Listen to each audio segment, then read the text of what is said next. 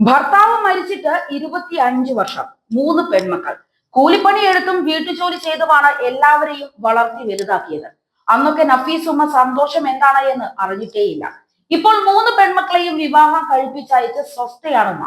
അടുത്തിടെ മകൾ ജിഫ്നയ്ക്കൊപ്പം കോഴിക്കോട് സ്വദേശിനി നഫീസ് ഉമ്മ മണാലിയിൽ ടൂറ് പോയി.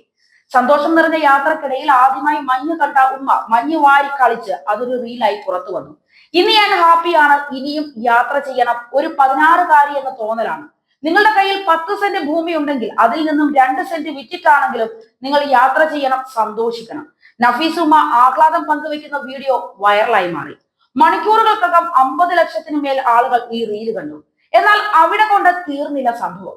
പിന്നാലെ തെറി അഭിഷേകവും അടക്കം പറച്ചിലും കുറ്റപ്പെടുത്തലും.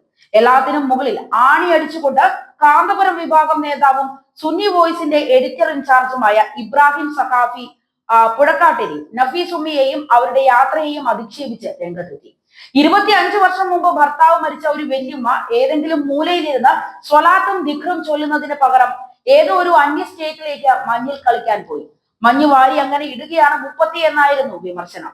പ്രസംഗം വൈറലായി മാറിയതിന് പിന്നാലെ കാന്തപുരം വിഭാഗം നേതാവിനെതിരെ രൂക്ഷ വിമർശനമാണ് സമൂഹ മാധ്യമങ്ങളിൽ ഉയരുന്നത്. അതിനിടയിലാണ് ഭർത്താവ് നഷ്ടപ്പെട്ട സ്ത്രീക്ക് ലോകം കാണാൻ അവകാശമില്ലേ എന്ന ചോദ്യവുമായി മകൾ ജിഫ്ന രംഗത്തെത്തിയിരിക്കുന്നത്. ലോകം പുരുഷന് കാണാൻ വേണ്ടി മാത്രം സൃഷ്ടിക്കപ്പെട്ടതാണ്. ഒരു വിധവയ്ക്ക് ലോകം കാണാൻ വിലക്കുണ്ടോ? ഉമ്മയുടെ കണ്ണുനീരിന് നിങ്ങൾ സമാധാനം പറഞ്ഞ് തീരുമെന്നും ജിഫ്ന പറയുന്നു. നഫീസ് ഉമ്മയുടെ യാത്രയും റീലും ആഴ്ചകൾക്ക് മുമ്പ് വൈറലായി മാറിയിരുന്നു. ഞമ്മളെ ഫ്രണ്ട്സ് ഹാജറ, ഷഫിയ, നസീമ, സക്കീന, നിങ്ങളൊക്കെ വീട്ടിലിരുന്നോ മക്കളെ? എന്താ രസം, ഇതാ ഇച്ചുവിന്റെ കൂടെ വന്നിട്ട് അടിപൊളിയല്ലേ, വന്നോളി മക്കളെ എന്ന് മണാലിയിലെ മഞ്ഞുമലയിൽ ഇരുന്ന നഫീസ് ഉമ്മ വിളിച്ചു പറയുന്നതായിരുന്നു റീല്. എന്നാൽ ഉമ്മയുടെ സന്തോഷം കെടുത്തുന്ന ഉസ്താദിന്റെ അധിക്ഷേപത്തിനെതിരെ മകൾ ജിഫ്ന ശക്തമായ ചോദ്യങ്ങൾ ഉയർത്തി.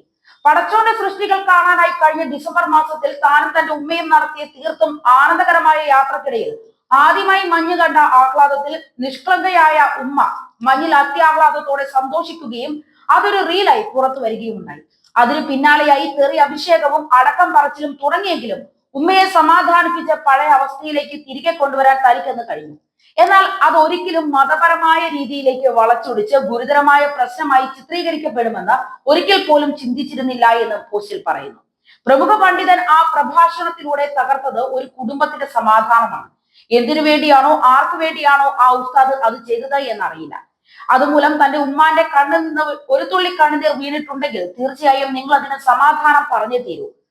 ഞങ്ങളുടെ ശരിയും തെറ്റും ആരെയും ബോധിപ്പിക്കേണ്ടതുമില്ല, ആരോടും പ്രതികരിക്കാനോ മനസ്സിലാക്കി തരാനോ ഉദ്ദേശവുമില്ല. എന്നാൽ കൂടിയും ആ പ്രസംഗം കാരണം ഇന്ന് ഉമ്മയ്ക്ക് മരണ വീട്ടിൽ പോലും പോകാൻ സാധിക്കാത്ത അവസ്ഥയാണെന്ന് മകളുടെ കുറിപ്പിൽ പറയുന്നു.